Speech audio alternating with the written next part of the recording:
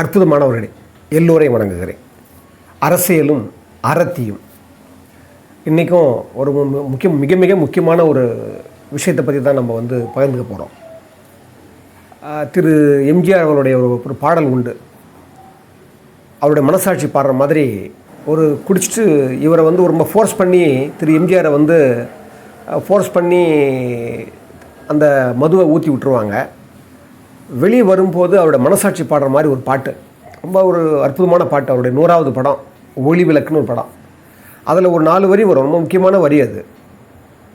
பொருள் வேண்டி திருடச் செல்வாய், பெண்ணை பெற வேண்டி விலையை சொல்வாய், துணிவோடு உயிரை கொள்வாய், எதற்கும் துணையாக மதுவை கொள்வாய், கேட்டால் நான் தானே மனிதன் என்பாய்.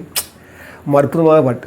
பொருள் வேண்டி திருட போவ, பெண்ணை பெற வேண்டி ஒரு பெண்ணை அடைகிறதுக்கு விலை சொல்லுவ, துணிவோடு உயிரை கொள்வாய், எதற்கும் துணையாக மதுவை கொள்வாய். அது துணையாக மது தான். இந்த மது இந்த மதுங்கிற அரக்கன் எவ்வளவு அழிவுக்கு உட்படுத்தி நம்முடைய நாகரிகமற்ற ஒரு சமுதாயமாக ஆக்கிடுச்சு. ஒரு மனிதர்கள் மிருகங்களோட கொடுமை ஆகிட்டாங்கன்றத இதை நம்ம எண்ணி பார்க்குற போது இந்த அரசியலில் அறம் போயிடுச்சோ அப்படிங்கிற ஒரு எண்ணம் வரும்போது அது குறித்த சிந்தனை தான் இப்போ நம்ம பேசிக்க போகிறோம். இப்போ ஒரு 3 வாரத்துக்கு முன்னால் ஸ்பெயின்லேருந்து ஒரு கப்பிள்ஸ், ஒரு இளம் ஜோடிங்க, அவங்க ஒரு 5 வருடமாக உலகத்தை சுற்றுறாங்க மோட்டார் சைக்கிள்லேயே.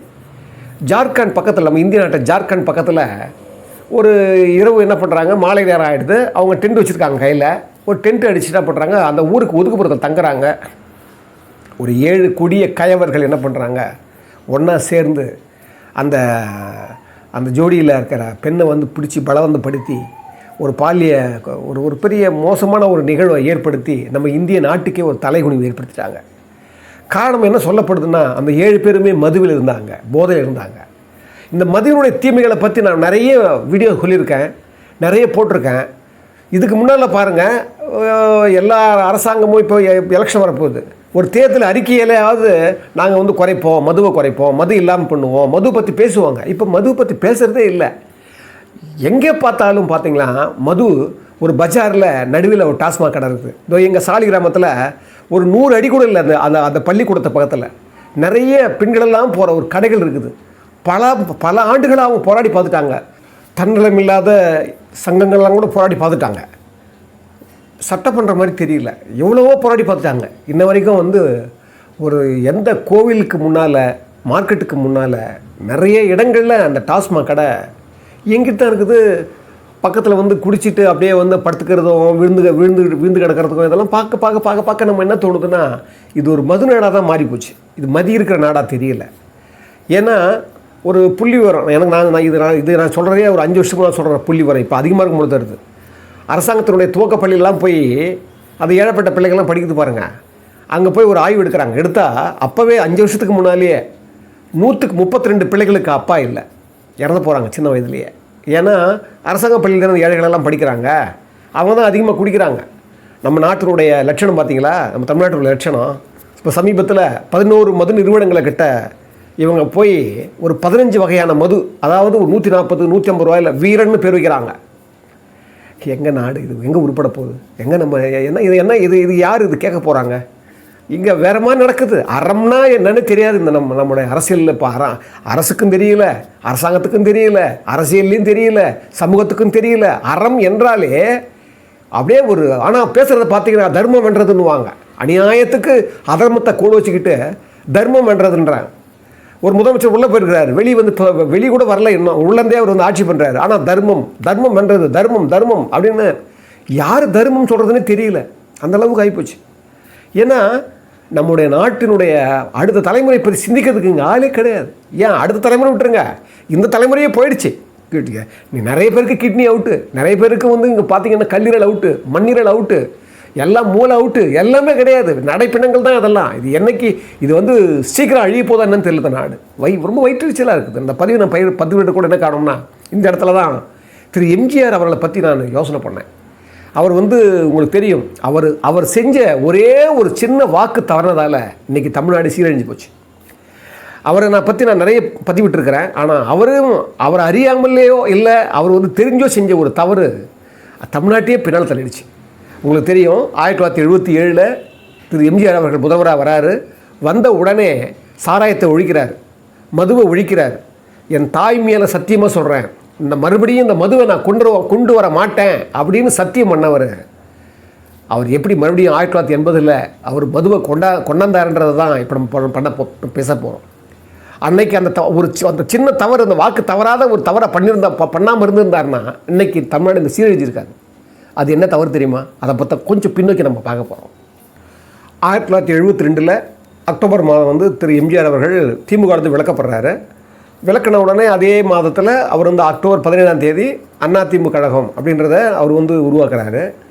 உருவாக்கி 1973 மேலே வந்து பார்லிமெண்ட் எலெக்ஷன் வருது திண்டுக்கல்லுக்கு. அது இடைத்தேர்தலாக வருது. அதுக்கு முன்னாலேயே அங்கே வந்து இந்திரா காங்கிரஸும் எம்ஜிஆரும் கூட்டு வச்சுக்கிறாங்க. அதாவது இந்த நாடாளுமன்ற தேர்தல் வர்றதுக்கு முன்னாலேயே கூட்டு வச்சுருந்தவங்க போராட்டமெல்லாம் பண்ணுறாங்க. ஒரு மின்சாரத்தை வந்து அதிகமாக ஏற்றிட்டாங்கன்னு சொல்லி நம்ம தமிழ்நாடு ஒரு திரு கலைஞர்களுடைய ஆட்சியில் வந்து இவங்க ஆப்போசிட்லாம் பண்ணுறாங்க. அப்போ கூட ஒன்றா இருந்தவங்க அந்த இடைத்தேர்தல் வந்த உடனே எம்ஜிஆர் என்ன நினைக்கிறாரு, இதை வந்து உரசி பார்க்குறவனுடைய நமக்கு எவ்வளோ பெரிய சப்போர்ட் இருக்குது, இதை உரசி பார்க்குறதுக்கு ஒரு கருவியாக வச்சுக்கிறேன்னு சொல்லிட்டு அவர் பார்க்குறாரு. அப்போ இந்திரா காங்கிரஸ் என்ன சொல்கிறாங்க, அது எங்களுடைய தொகுதி, அது நீங்கள் எங்களுக்கு விடணும்னு சொன்னோன்னே விடலை, எம்ஜிஆர் விடலை, பிரச்சனை வந்துடுது, தனியாக நிற்கிறாங்க. நின்ன பிறகு பார்த்தா அந்த முடிவு தெரியும் உங்களுக்கு. 1973 மேல நடந்த எலெக்ஷனில் எம்ஜிஆர் வந்து கிட்டத்தட்ட மற்ற கட்சிகளை விட 2வது இடம் வந்தது ஸ்தாபன காங்கிரஸ், காமராஜ் காங்கிரஸ். 3வது இடம் வந்தது திமுக. 4வது இடம் டெபாசிட்டே வாங்கலை இந்திரா காங்கிரஸ். அந்த மாதிரி ஒரு நிலையை தான் அதை வந்து வந்தார். பெரிய வெற்றி பெற்றார். 2,60,000 ஓட்டு வாங்கினார். அப்போது மாயத்தேவர் அவர்கள் கிட்டத்தட்ட மற்ற இவங்களுக்கெல்லாம் 1,00,000 ஓட்டுக்கு மேலே வித்தியாசம். அப்படி ஜெயிச்சவர் அப்படியே அந்த கட்சி வளருது. 1974 கோவை பார்லிமெண்ட்டுக்கு மறுபடியும் ஒரு எலெக்ஷன் வருது, இடைத்தேர்தல். அப்போவும் எம்ஜிஆர் சப்போர்ட்டில் கம்யூனிஸ்ட் ஜெயிக்குது. கொஞ்ச காலத்தில் அப்போவே அந்த எலெக்ஷன்லேயே கோவை கிழக்கில் சட்டசபை எலெக்ஷனுக்கு இடைத்தேர்தல் வருது. அதுலேயும் திரு எம்ஜிஆர் அவர்கள் ஒரு ஆசிரியராக இருந்த அரங்கநாயகம், அவர் தான் பின்னால் வந்து முதல்ல கல்வி அமைச்சராக வராரு எம்ஜிஆருடைய ஆட்சியில். ஃபஸ்ட்டில் அவர் வந்து ஆசிரியராக இருந்தவர் ரிசைன் பண்ணிவிட்டு அவர் வந்து சட்டசபை எலெக்ஷன் இடைத்தேர்தல் வராரு. அவரும் ஜெயிக்கிறார். நல்லா கவனிங்க. 73 ஜெயிக்கிறாரு, 74 ஜெயிக்கிறாரு, 75 எமர்ஜென்சி கொண்டு வரப்படுது, 77 பார்லிமெண்ட் எலெக்ஷன் வருது. இந்திரா காங்கிரஸ் எம்ஜிஆர் கூட்டு வைக்கிறாங்க. வடநாடுகளெல்லாம் தோக்குறாங்க இந்திரா காங்கிரஸ். ரேபரேலியில் இந்திரா காந்தி அம்மாவே தோக்குறாங்க. உங்களுக்கு தெரியும் அந்த அந்த அட்டுழியங்கள்லாம் என்ன நடந்தது, அந்த வந்து எமர்ஜென்சியுடைய போக்கு உங்களுக்கு எல்லாம் படிச்சிருப்பீங்க. ஆனால் என்ன நடந்து பாருங்கள், தமிழ்நாட்டில் சாலிடாக ஜெயிக்கிறாங்க. ஏன்னா இந்திரா காங்கிரஸும் அதிமுகவும் கூட்டு வந்து ஜெயிச்ச பிறகு கொஞ்ச காலத்துக்குள்ளவே சட்டசபை எலெக்ஷன் வருது. அந்த எலெக்ஷனில் தனியாக நிற்கிறாங்க. எம்ஜிஆர் அவர்கள் சாலிடாக வந்துடுறாரு, மெஜாரிட்டியாக வந்துடுறாரு. பாருங்கள், இங்கே வந்த உடனே 1977 அங்கே வந்து ஜனதா பீரியடில் அங்கே வந்து இந்திரா காந்தி அம்மாவை கைது செய்யப்படுறாங்க. பிரச்சனை நடந்தது. அதுக்கப்புறம் சரண் சிங் வராரு. வந்து அது எல்லாத்துலேயும் எம்ஜிஆர் எப்போ சப்போர்ட் பண்ணிட்டே இருக்கிற அந்த காலத்துக்கு முன்னாலேயே இந்திரா காந்தி அம்மா தோத்தாங்க இல்லையா 1977 தோற்ற பிறகு கூட்டணி தானே இருந்தாங்க 2 பேரும், எம்ஜிஆர் அவங்களும். அந்த சமயத்திலேயே எஸ்டி சோமசுந்தரம் அவர் வந்து எம்பியாக இருந்தார். அவர் என்ன பண்ணிட்டார், சட்டசபை எலெக்ஷனை நிற்க வச்சு எம்ஜிஆர் என்ன பண்ணார், அவர் வந்து மினிஸ்டர் ஆகிட்டார். மினிஸ்டர் ஆன உடனே எஸ்டி சோமசுந்தரம் மினிஸ்டர் ஆன உடனே அந்த இடம் காலியாக இருக்குது. அப்போ தஞ்சாவூர் அந்த தொகுதியை வந்து காலியாக இருந்த உடனே அப்போ இந்திரா காந்தி என்ன நினைக்கிறாங்க, நம்ம அங்கெல்லாம் தோற்றுருக்குறோம், இந்த பக்கம் சவுத்தில் ஜெயிச்சிருக்கிறோம், அதுவும் பர்டிகுலராக தஞ்சாவூரை ஜெயிச்சிடலான்னு சொல்லி என்ன பண்ணுறாங்க, அந்த அம்மா இந்திரா காந்தி அம்மாங்க ஜெயிக்கிறதுக்கு இங்கே வந்து நிற்கிறதுக்காக கேட்கும்போது எம்ஜிஆர் முதல்ல ஆதரவு தெரிவிச்சிடுறாரு. தெரிவித்த உடனே அந்த அம்மாவும் வந்து நாமினேஷன் பண்ணுற அளவுக்கு வந்துட்டாங்க. அது குறித்து கூட தான் பேசியிருக்கிறேன் ஒரு வீடியோவில். துளசி வாண்டையார் அவர் தான் ரொம்ப முன்னெடுத்தெல்லாம் பண்ணார். திருச்சி ஏர்போர்ட்டில் வந்து அந்த அம்மா திரும்பி போயிட்டாங்க. எம்ஜிஆர் வாக்கு கொடுத்துட்டு திடுதிப்படி என்ன பண்ணிட்டாரு, நான் இந்திரா காங்கிரஸை ஆதரிக்கிறேன், இந்திரா காந்தியை ஆதரிக்கலைன்னு சொல்லிட்டு அப்படியே உல்ட்டா வைட்டார். என்ன காரணம், அங்கே வந்து ஏற்கனவே சொல்லியிருப்பேன் நான், மொரார் தேசாய் பிஎம்மாக இருக்கிற போது அவர் அங்கேருந்து மிஸ்டர் ராமச்சந்திரன் நீங்கள் அனுமதிக்கக்கூடாதுன்னு அவர் வந்து வார்ன் பண்ணுறாரு. அது மட்டும் இல்லை, கலைஞர் அவர்கள் என்ன பண்ணுறாரு, இங்கே வந்து இந்திரா காந்தி நின்னாங்கன்னா நான் எதிர்த்து நிற்பேன்னு அவர் வந்து ஒரு பெரிய சூழ்நிலைச்சு பெரிய ஆப்போசிஷன் கொடுக்குறாரு. எல்லாம் ஒன்று சேர்ந்து என்ன பண்ணுறாரு, கொடுத்த வாக்கை நல்லா கவனிங்க, எம்ஜிஆர் கொடுத்த வாக்கை அப்போ வந்து அந்த 1977 அந்த 80 வரைக்கும் சாராயமே இல்லை, நீக்கிட்டார் எம்ஜிஆர். என் தாய்மை சத்தியமாக பண்ண சொல்லியிருக்கீங்க இல்லையா, முதல்லையே என் தாய்மை சத்தியமாக கொண்டு வர மாட்டேன்னு சொன்னவர் என்ன செய்கிறாரு, இவர் இந்திரா காந்தி அம்மா ஆதரவு தெரிவிக்கல வந்தால் அந்த அம்மா என்ன பண்ணாங்க, கர்நாடகாவை சிக்கமகளூர் போய் நின்று ஜெயிச்சிடுறாங்க. இங்கே பாருங்கள், ஜனதா கவிழ்ந்து போகுது. கவிழ்ந்து போன அப்படியே உல்டாவாகி கலைஞருக்கும் பாருங்க, நான் அவங்கள எதிர்த்து நான் வந்து நிற்பேன்னு சொன்ன கலைஞர் இந்திரா காந்தி அம்மாவுக்கும் இவங்களுக்கும் மறுபடியும் கூட்டு வந்து என்ன பண்ணுறாங்க, மறுபடியும் 1980 அங்கே ஜனதா ஆட்சி போயிடுது. போன உடனே இப்போ இவங்க 2 பேரும் கூட்டு வந்துடுது. இப்போ என்னாச்சு, இந்த 2.5 வருஷம் ஒரு கோமாளித்தனமான ஆட்சியை பார்த்தாங்க பாருங்கள். நல்ல ஆட்சியாக வந்த ஒரு ஆட்சியை கடைசியில் ஒரு கோமாளி மாதிரி ஆக்கிட்ட உடனே மக்களுக்கெல்லாம் கோபம் வந்து மறுபடியும் இந்த மாதிரி ஒரு நாட்டுக்கு ஒரு ஸ்திரமான அரசு வேணும்னா இந்திரா காந்தி அம்மா தான் வேணும்னு சொல்லி என்ன பண்ண இந்திரா காந்தி அம்மா கொண்டு வராங்க. இந்திரா காந்தி அம்மாவும் கலைஞர் இருந்து பார்லிமெண்ட்டில் ஏற்கனவே சொல்லியிருக்க 2 தொகுதி தான் எம்ஜிஆர் ஜெயிக்கிறாரு, கோபிச்செட்டிப்பாளையம், சிவகாசி. அதனால் என்ன பண்ணாங்க, மக்கள் ஆதரவை இழந்து விட்டார்னு சொல்லி திரு கலைஞர் அவர்கள் சஞ்சய் காந்தி மூலமாக எம்ஜிஆருடைய ஆட்சியை டிஸ்மிஸ் பண்ணிடுறாங்க. இப்போ பாருங்கள், திடுதிப்புன்னு 2.5 வருஷமாக நல்லா செஞ்ச இந்த ஆட்சியை டிஸ்மிஸ் பண்ண உடனே எம்ஜிஆரால் ஒன்றுமே செயல்பட முடியல, எதையும் பணம் சேர்த்துக்கல. மறுபடியும் எலெக்ஷன் வருது. எலெக்ஷன் வரும்போது தவிக்கிறார். அது குறித்து கூட அப்போ குமுதத்தில் திரு கவிரசர் கண்ணதாசன் சிந்தித்தேன் சொல்லி ஒரு தொடர் எழுதினார். எனக்கு நல்லா ஞாபகம் இருக்குது. அப்போ வந்து திரு எம்ஜிஆர் அவர்களை வந்து டிஸ்மிஸ் பண்ண பிறகு அந்த எலெக்ஷனுக்கு முன்னால் போய் சந்திக்கும் போது கண்ணதாசன் அவர்கள் எழுதுகிறார், எம்ஜிஆர் ஜாதகம் அசுர ஜாதகம். ஏன்னா அவர் சந்திக்கிற போது அவ்வளோ தன்னம்பிக்கையோடு இருந்தார். நான் என்ன தவறு பண்ணேன், நான் எந்த தவறுமே பண்ணாமல் இவங்க இப்படி பண்ணியிருக்கிறாங்க, எனக்கு தர்மம் கிடைக்கும்னு சொல்லி அவர் சொன்னார்னு சொல்லி அவர் எழுதுகிறார். அப்படி எழுதின அந்த சரித்திரம் என்ன ஆகுதுன்னா, மறுபடியும் வர்றதுக்கு பணம் இல்லை அவருடைய அந்த எலெக்ஷனை வந்து சந்திக்கிறது. அப்போ தான் ராமசாமி உடையார், அவர் பெரிய சாராய வியாபாரி, நல்லா தெரியும் உங்களுக்கு. அதுக்கப்புறம் தான் இங்கே ராமச்சந்திர மருத்துவமனைக்கெல்லாம் இடம் கொடுத்தாரு சொல்லிட்டு நிறைய அது குறித்து நிறைய விஷயங்கள்லாம் உண்டு. அப்போ தான் அவங்களெல்லாம் வந்து உதவுனதாலும் அவங்கெல்லாம் பணம் கொடுத்து பொருள் கொடுத்து உதவுனதால தான் மறுபடியும் எலெக்ஷனுக்கு அவர் வந்து போட்டியிட்டு ஜெயிச்சு வந்தார். அப்போ தான் மறுபடியும் வேறு வழி இல்லாமல் அவங்களுக்கெல்லாம் அந்த உரிமை கொடுக்குறாரு, சாராய உரிமை கொடுக்குறாரு. பாருங்கள், ஒரு இடத்துல அந்த வாக்கு தவறினார். அதாவது எப்போ வந்து வாக்கு கொடுத்துட்டாரு, இந்திரா காந்தி அம்மா நீங்கள் வந்து நிற்கிறேன்னு சொல்லி கொடுத்துட்டாரு. ஆனாலும் அப்போ கூட ஒரு நேர்மை இருந்தது. என்ன நேர்மை இருந்ததுன்னா, வாக்கு கொடுத்ததை கூட பின்னால் கூட அவருடைய தொகுதி தான் அது, அவர் நிற்கலை, அவருடைய கேண்டிடேட் நிற்க வைக்கல. இவ்வளோ பிரச்சனைக்கு அப்புறம் சிங்காரவேலை வந்து அவர் ஆதரித்தார். அன்பில் தர்மலிங்கம் தான் அப்போ வந்து திமுக சார்பில் வந்து போட்டிடுறார் அந்த இடைத்தேர்தலில். பாருங்கள், பெரிய வெற்றி பெறுறாரு சிங்காரவேலு. ஆனால் இவர் ஆதரிக்காத மாதிரி இருந்ததால் அந்த அம்மா கோபப்படைகிறாங்க. மறுபடியும் அவர் பிஎம்ஓ வராங்க. பிஎம்ஓ வந்த உடனே ஆட்சி கலைக்கப்படுது. மறுபடியும் கொள்கை மாறுது. கொள்கை மாறின உடனே மறுபடியும் வேறு வழி இல்லாமல் அவர் வந்து சாராயத்தை மாதிரி கொண்டு வந்தார்.